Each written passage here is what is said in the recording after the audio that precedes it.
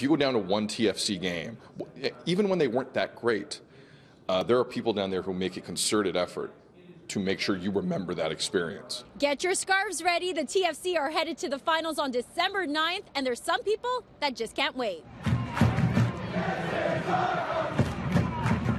Behind these walls, on the south end of the stadium, you will find the hardcores, those that bleed red, the Red Patch Boys.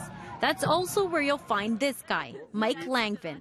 I'm usually right in the corner of the south end in section 112. We call it the beating heart of BMO Field because we have a giant drum. My seat is actually under the drum, so look for the big drum and look for the people who are jumping and going crazy. Every home game, these fans march and meet up with other clubs chanting and drumming in support of the Toronto FC.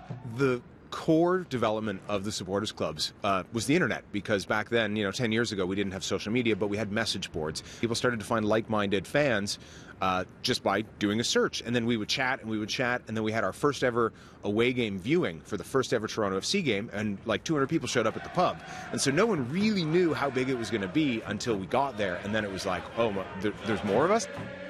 The rest is history. Mike has formed many friends through the club and even found his wife. Yeah, we've been married for a couple of years now. We have our second kid on the way. If you do happen to watch a recap of last night's game, you actually won't see Mike. For the first time in a long time, he wasn't there.